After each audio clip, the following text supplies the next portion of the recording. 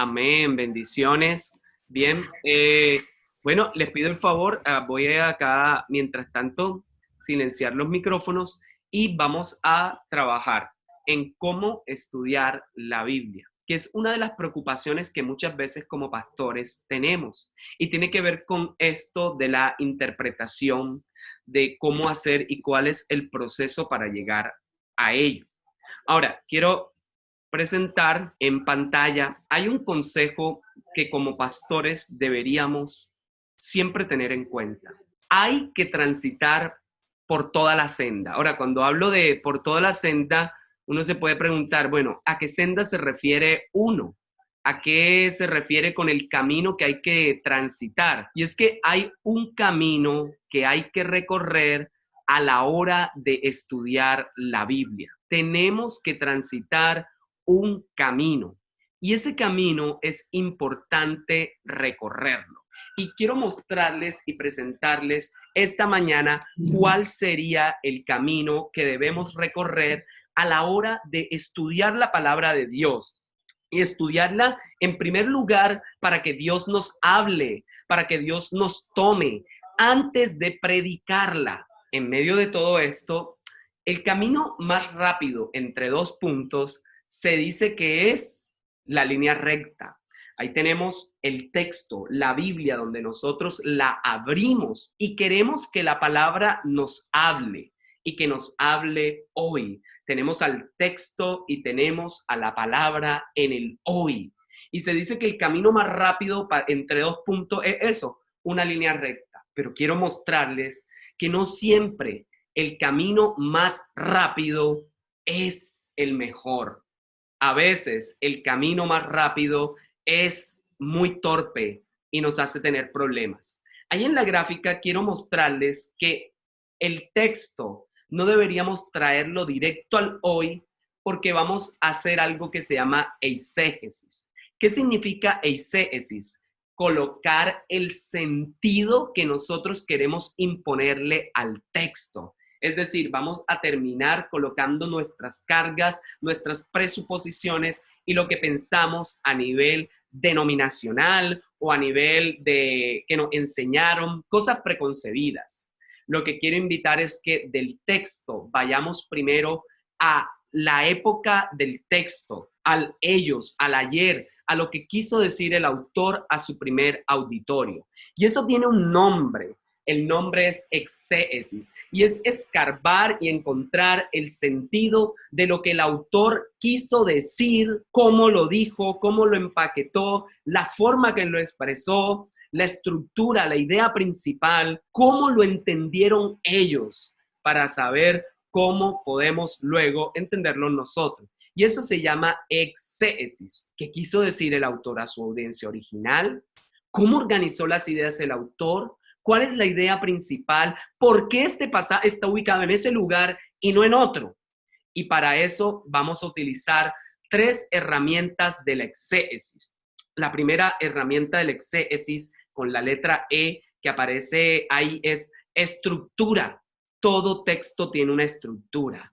La C, todo texto tiene un contexto literario, un contexto histórico e incluso un contexto de todo el libro. IP no es IP del internet, sino es idea principal. Entonces, para ir del texto al hoy, el camino debería empezar por ir del texto al ellos al ayer, a través de la exégesis, para encontrar lo que quiso decir el autor a su audiencia original.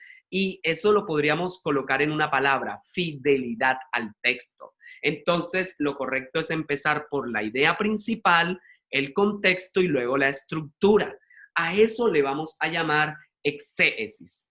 Pero hay un problema. Si nosotros queremos pasar del texto al hoy, dijimos que había un problema que era exégesis. Tratar de tomar un texto y meterle el sentido que queremos. Por ejemplo, podríamos buscar bienaventurados los pobres y lo leemos solo hasta pobres, ni siquiera de pobres de espíritu, y lo traemos al hoy y decimos, ay, gloria a Dios, el Señor me ha bendecido por ser pobre, qué bueno, hay que ser pobre. Eso está malo. Ahí lo que estamos haciendo es una contextualización ciega. Estamos diciendo que el texto da bendición a los pobres sin siquiera saber qué quiso decir a ellos.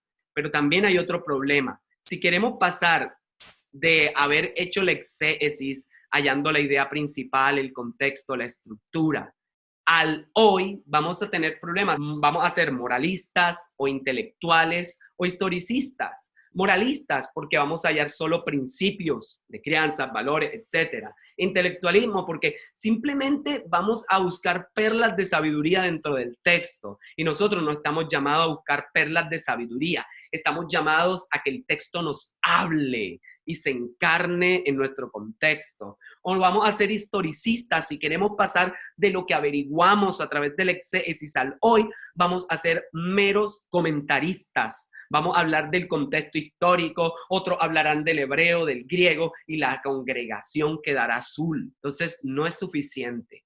El camino correcto no es de ir del texto al ayer y del ayer pasar al hoy, sino que les tengo una propuesta. De ellos ayer, a través de la reflexión teológica, pasamos a Cristo. Es decir, todo texto se puede ver a la luz del Evangelio. Y un ejemplo de eso es en el camino de Emaús. Jesús les dice a los del camino de Emaús que acaso, o sea, tardos para oír, necios, ¿no recuerdan todo lo que vieron en las Escrituras que decían que el Cristo debía padecer, ser crucificado y todo esto? Entonces nosotros tenemos que entender estas cosas. El texto, cuando ya sabemos qué quiso decir el autor en esa audiencia original a esas personas, deberíamos ver qué partes del Evangelio están ahí o cómo se anticipa el Evangelio. Y eso se puede usar a través de otras herramientas. Si en la exégesis tenemos idea principal, contexto y estructura, en la reflexión teológica tendremos trayectoria histórica, tipo, antitipo, prefiguraciones y otros aspectos del Evangelio. Es decir, que la ruta correcta para ir del texto al hoy no es la línea recta. Primero debemos ir al ayer para ver qué quiso decirle el autor a ellos. Luego lo miramos a la luz del Evangelio, de la cruz de Cristo, a través de la reflexión teológica. Pero ¿será posible entonces que nosotros podamos pasar del texto al Evangelio enseguida? Muchas personas leen un texto y enseguida quieren decir, aquí veo Cristo. Entonces buscaron el arca de Noé y dicen, el arca de Noé es tipo de Cristo.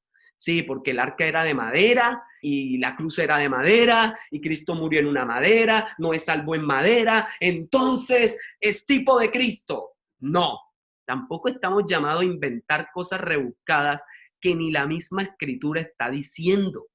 Se trata no de buscar a Cristo por todos lados a la fuerza y tratar de someter los textos a lo que queremos. No, de nuevo, nosotros al ir a estudiar la palabra, el texto debe dominar la forma, la estructura de nuestra predicación. El texto debe dominar, debe ser el que transverse lo largo y lo ancho, debe ser quien inunde cada aspecto de lo que vamos a compartir. Entonces, no podemos hacer eso porque estaríamos espiritualizando todo. Esa es la manera como el aceite muchas veces se espiritualiza, como ahora queremos ungir paredes y todo esto. Y luego me pueden preguntar si se unge o no, o qué, o ustedes mismos lo van a buscar en la Biblia. Pero tenemos que tener mucho cuidado porque por eso se espiritualiza todo. Entonces se toma que en algunas personas dicen, no, es que el sábado, el día de reposo, hay que guardarlo y hay que tomarlo. Vale, eso fue dado a los judíos. Pero ese texto apuntaba a que el reposo nuestro estaría en Jesús, en Cristo. De hecho, en el Antiguo Testamento el día de reposo va evolucionando desde la creación, porque Dios descansó, y luego pasa al Éxodo porque ustedes descansaron de la esclavitud y todo esto, y luego pasa Deuteronomio porque ustedes descansen de sus trabajos. Y al final termina proyectándose en que descansaremos y reposaremos en Jesús, quien nos ha dado la salida del éxodo, de la liberación. Salimos del pecado y ahora podemos estar en él. Y como él dijo, venid a mí, todos los que estéis trabajados y cargados, que yo os haré descansar. Entonces hay que tener cuidado. Entonces el camino correcto no es pasar del texto a la cruz. Ahí está la propuesta y vamos a hacer algunos ejemplos para mirar cómo podemos trabajar. La propuesta es que hagamos como una especie de U al revés. Entonces, para ir del texto al hoy, lo mejor sería hacer un exégesis para ir al ayer y saber qué quiso decir el autor, teniendo en cuenta la idea principal, el contexto y la estructura. Luego, ir a la cruz, a Cristo, a través de la reflexión teológica, a través de diferentes herramientas, para ver qué aspectos del Evangelio están implícitos en este texto o cómo se anticipan. Y luego sí, podemos aplicar el texto a nuestro hoy, a través del contexto actual, cómo habla mi vida, cómo hablo a los demás. De eso se trata. Nosotros como pastores tenemos una tarea y debemos ser responsables. Una de las cosas que le dice Pablo a Timoteo es que asuma con seriedad el llamado, sobre todo la predicación de la palabra de Dios. Y no podemos ir de cualquier manera. Abrimos nuestra Biblia y deseamos que Dios nos hable hoy. Entonces deberíamos hacer la tarea correcta. Esa es la senda a transitar y quiero que la miren bien. Es la propuesta para esta mañana de hoy. Ahí está el texto. Tenemos que ir al ayer, luego a Cristo y luego al hoy. Esa es la propuesta. Entonces, ya les di el primer consejo. Hay que transitar por toda la senda. Es decir, hay un camino que hay que recorrer. Pero una vez tenemos la senda, tenemos que entender que al texto bíblico no se le quita ni se le pone. No podemos agregarle, ¿cierto? Uno de los problemas que tenemos cuando nos acercamos a la escritura es esa tentación de, si no lo entendemos, entonces obviamos, nos decimos, ay, no voy a leer eso. Pero si lo entendemos y no nos gustó, a veces le añadimos cosas. Y ese fue uno de los problemas de los fariseos, ¿cierto? Ellos le colocaban al texto cargas para proteger sus reglas, para proteger la tradición que ellos tenían. Entonces, vamos a pasar a unos ejemplos. Yo voy a finalizar aquí la presentación y vamos a pasar algunos ejemplos con la misma Biblia. Pastor, yo más que aportar algo, lo que quiero es sugerir que cada uno de los que estamos aquí presentes podamos invitar más pastores y aún líderes de confianza para que puedan participar de esta enseñanza. Porque creo que es muy favorable que en este tiempo todos los que están a nuestro lado, que comparten la palabra, y aún nosotros como pastores podamos obtener este conocimiento o tal vez refrescar, porque yo sé que de una u otra manera ya hemos visto este tema, pero nunca está de más que volvamos a repasar esto, que es muy importante y más que todo en esta época que hay gente hablando disparate de la palabra del Señor. Y una sugerencia. Sí, señor.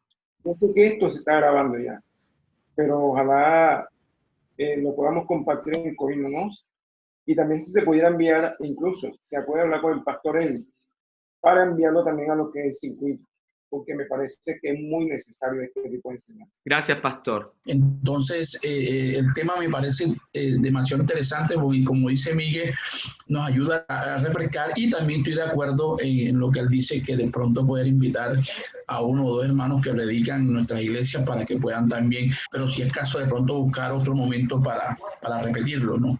Perfecto, no hay problema y bueno, yo puedo hacer retroalimentación. Entonces, vamos a hacer la primera prueba y vamos a mirar cómo leemos y cómo interpretamos y cómo para ir haciéndonos un autoexamen, como dirían algunos. Aquí les traigo un texto, Lucas 15, del 8 al 10. Si alguien lo desea leer, puede hacerlo. Todos pueden abrir sus micrófonos, pero bueno, en orden, claro. Dice, ¿qué mujer que tiene 10 gramos, si pierde una grama, no enciende la lámpara y barre en la casa y busca con diligencia hasta encontrarla?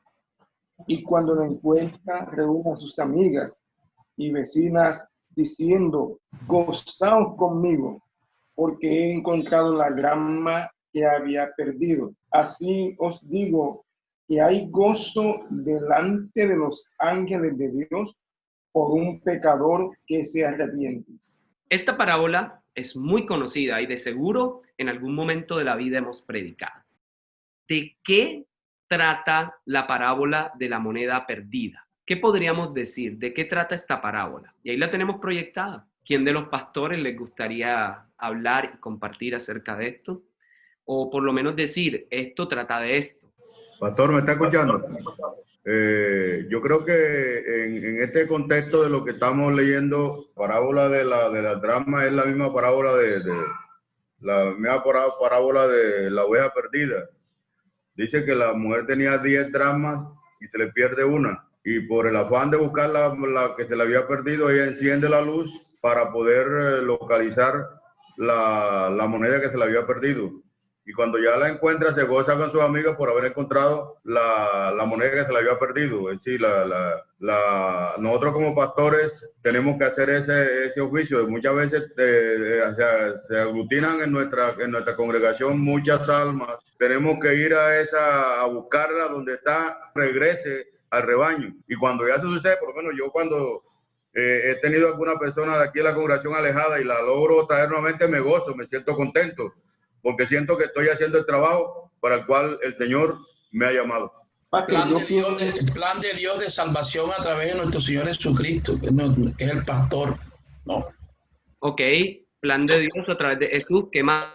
Pastor, yo miro que este pasaje todo habla de lo mismo, de alguien o algo que se pierde y del hijo que se va de la casa. Y termina diciendo, así hay gozo delante de los ángeles de Dios por un pecador que se arrepiente. Y creo que la enseñanza aquí es la labor de Jesús en venir a buscar las almas perdidas. Y hemos sido llamados también a eso, a salir a buscar las almas, cumpliendo con la labor que Jesús hizo. Porque creo que es lo único que produce gozo delante de los ángeles de Dios. No, estamos yendo directo a Jesucristo, pero el texto en algún momento está mencionando a Jesús. No, cierto. Nuestra primera tarea es ver de qué habla Jesús. Y la primera cosa que deberíamos mirar es que este texto está inmerso dentro de un contexto. Ya han observado eso. Y el contexto es entre la parábola de la oveja perdida y entre la parábola del hijo pródigo. Es decir, la moneda perdida está inmersa entre dos parábolas antes. Esto es una unidad de texto. Y tenemos que ser muy cuidadosos a la hora de estudiar las escrituras. Miren lo que dice ese versículo, el 1 por lo menos. Dice, se acercaban a Jesús todos los publicanos y pecadores para oírle. El 2, y los fariseos y los escribas murmuraban de él diciendo, este a los pecadores recibe y con ellos come. 3, entonces les refirió esta parábola diciendo, es decir, viene una seguidilla de 3 parábolas con una intención, es que había una crítica, una murmuración de parte de los escribas y los fariseos. Estaban molestos porque Jesús comía con los pecadores. Ahora, si quisiéramos buscar el contexto, este es el contexto literario. Del versículo 8 al 10 son los versículos 1 al 7 y los versículos 11 hasta el 32. Pero podríamos ir más allá y mirar de dónde viene. Y en el 14, Jesús ha sanado un hidrópico, ha dado lo de los convidados a las bodas, la parábola de la gran cena, lo que cuesta seguir al Señor, pero ha mostrado, sí, que Jesús aceptaba a todos. Y luego de eso, cuando aquí en este versículo 1 nos muestra una unidad completa, y es que hay una escena nueva donde se han acercado a Jesús los publicanos, los pecadores. La peor gente escuchaba a Jesús. La peor gente se acercaba a él. Y dice que los fariseos y los escribas murmuraban por eso. Y la crítica es, este recibe a los pecadores y come con ellos. Y por eso le va a referir 3 parábolas. Es decir, las 3 parábolas van orientadas a mostrar cuál es la actitud de los que dicen que hacen parte del reino de Dios con respecto a los que aún no han entrado y se acercan para entrar. y la actitud de aquellas personas deberá ser alegrarse, no ponerse tristes ni enojarse. Sí empiezan a notar cómo el contexto alimenta mi texto. El contexto está alimentando a mi texto. El contexto me sirve para decir que la parábola de la moneda perdida no es un escrito aislado que se debe predicar sola. Es un escrito que inicia desde el versículo 1 y termina en el 32 con una intención de mostrar que aquellos que hacen parte del reino de Dios se alegran cuando pecadores vienen al reino de Dios. Y nos hace cuestionar cuál es la actitud de la iglesia cuando se acercan políticos, asesinos, se acercan aún de la comunidad LGTB y las letras que falten, cuando se acerca gente que ha hecho daño, guerrilleros, paramilitares, y se arrepienten y quieren buscar al Señor. ¿Estamos aceptándolos? ¿Cuál es nuestra actitud?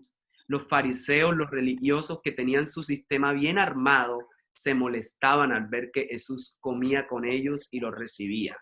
¿Cuál es nuestra actitud si dentro de nuestro grupo de jóvenes llega alguno que de pronto no cumple los estándares o se ve todo tatuado o tiene alguna inclinación y de repente quiere buscar de Dios, pero enseguida le dice, ten cuidado, pila, ojo, no sé qué? Esa es la crítica que va a hacer. Si han venido a arrepentirse, a buscar de Cristo, si han venido, se han acercado, deberíamos acogerlos y dejar que el evangelio los transforme y les dé vida. El contexto nos va a ayudar a entender esto. Porque es fácil decir, Dios se alegra cuando un pecador se arrepiente. Y ese es lo más fácil de decir del texto. Pero el texto está siendo más bien una crítica a quienes no lo hacen. La idea principal entonces podría ser, y es una propuesta, debemos alegrarnos cuando pecadores se acercan a Jesús. Y los que no se alegran realmente están mostrando que no son del reino de Dios. Ahora, miren cómo hay una estructura. Hay una pequeña introducción, los versículos 1 al 3. Pero podríamos dividir el texto en tres partes. Versículos 1 al 7, el ejemplo de las ovejas. Versículos 8 al 10, el ejemplo con el dinero. Y el versículo 11 al 32, con seres humanos. Una estructura de tres partes y que va cada vez enfatizando más fuerte en algo que toca al Señor. Pero parte con algo interesante y es con el ejemplo de las 100 ovejas y se pierde una. La pregunta aquí es, ¿qué clase de pastor en sus cabales es capaz de dejar a las demás ovejas con tal de salvar a una y dejando a las otras expuestas? Esto es interesante. Esto nos está diciendo que estas están en cierta seguridad y él va por la que está insegura y perdida y hace lo que sea por rescatarla. Y cuando la encuentra, actúa aún de manera más pechichona y es que la carga, la lleva como si fuera su pequeña, se reúne con ella y le dice a todo el mundo, gócense conmigo, le dice a sus amigos, ¿cierto? Le dice a los vecinos, le dice a los que los rodean, hey, gócense conmigo. Y ojo con el estribillo que pareciera que se va a repetir. Os digo que así habrá gozo en el cielo por un pecador que se arrepiente que por 99 justos que no necesitan de ella.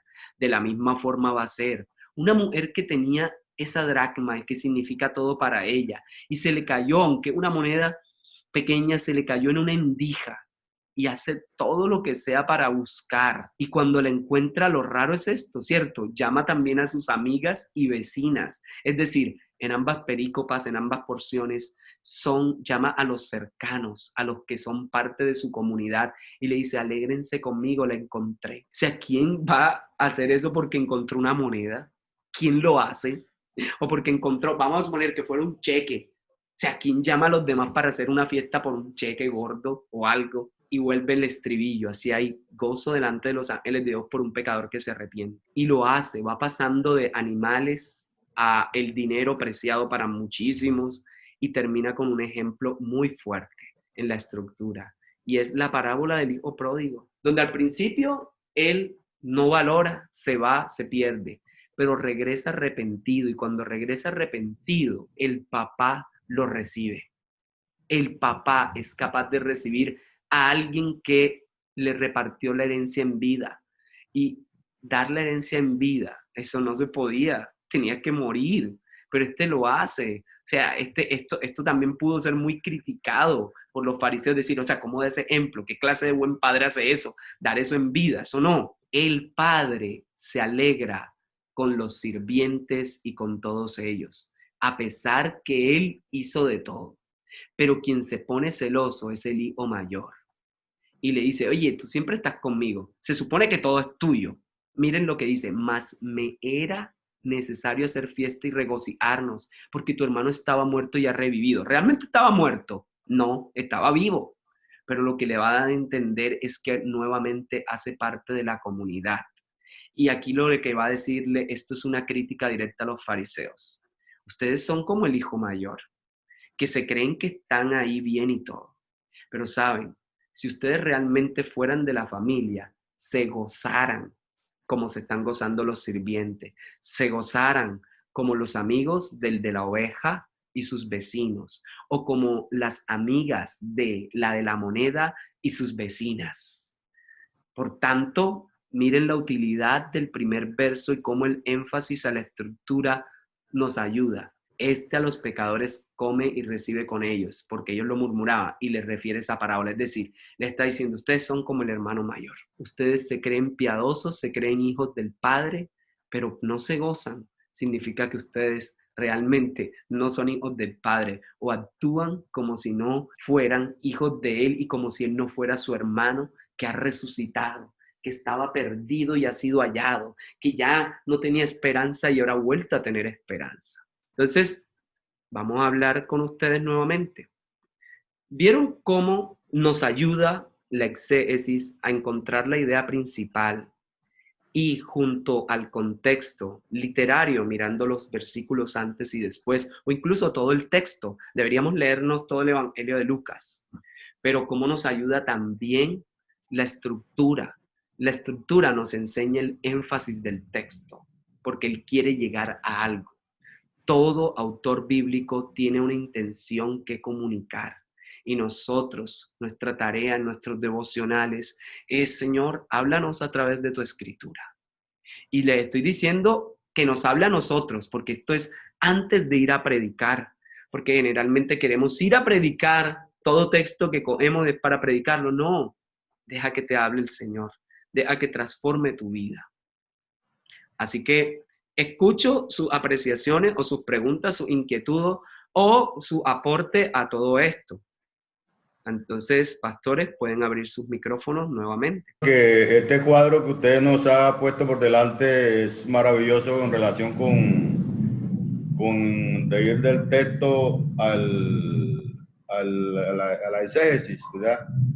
Porque no podemos hablar correctamente la palabra a no ser que pensemos en la escena del momento que eso estaba sucediendo y quiénes estaban involucrados ahí y por qué estaban allí y todas esas cosas.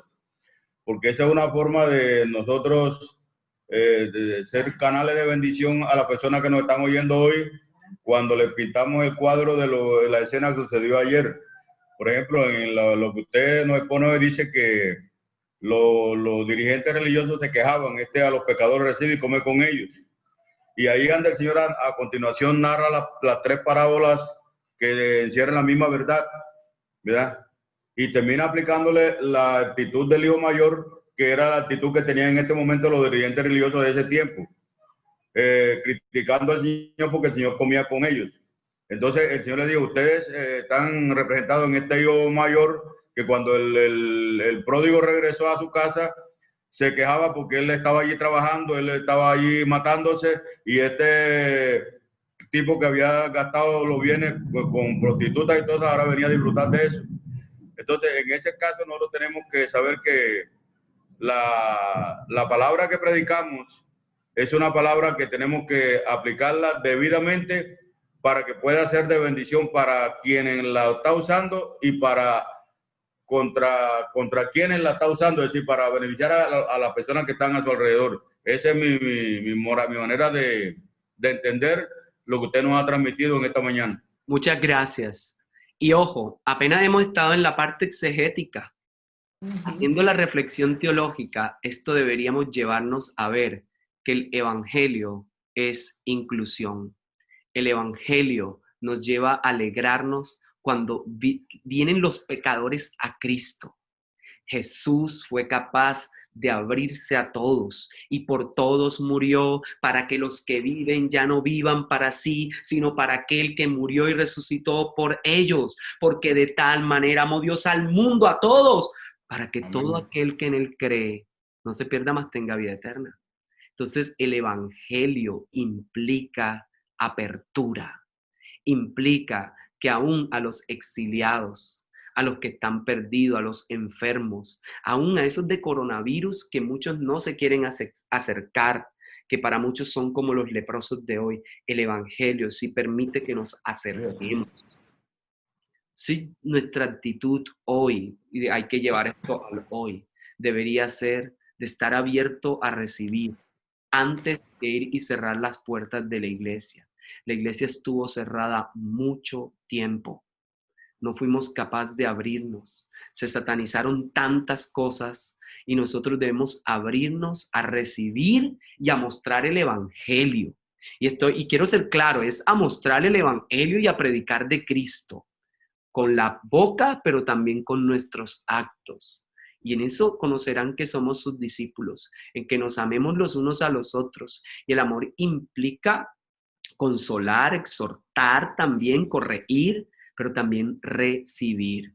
Y de remate, en una de las cartas de Juan, enseña que el amor implica recibir al otro, al que viene. Adelante, si alguien más, ya estamos terminando porque recuerden que por cuestiones de tiempo nos quedan 2 minutos. Y hablo de cuestiones de tiempo, no de Zoom, sino de el horario que hemos previsto para todo esto. Ha sido un tiempo muy bueno, Pastor. Que Dios le siga usando y lo siga guardando. Y a Pastor Luis también por abrir este espacio. Le agradecemos porque todo es posible gracias a Dios. Vamos a orar, Dios, gracias por este maravilloso tiempo de aprendizaje. Hoy, más que pastores, entendemos que somos ovejas de tu prado y que el pastor eres tú, Señor.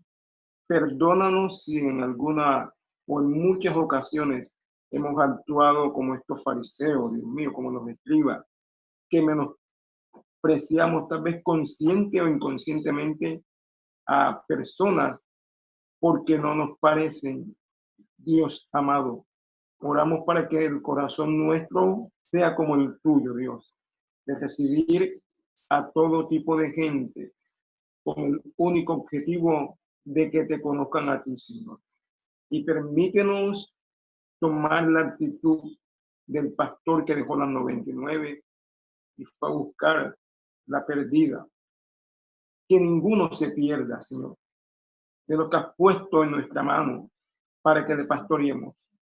Ayúdanos a ser hombres y mujeres apasionados por ti y también por las almas. Bendigo al pastor Jorge, al pastor Luis, a cada pastor presente y que cada día, por tu gracia, tengamos la actitud de vida para estar abiertos a tus enseñanzas, Señor. En el nombre de Jesús. Amén y amén.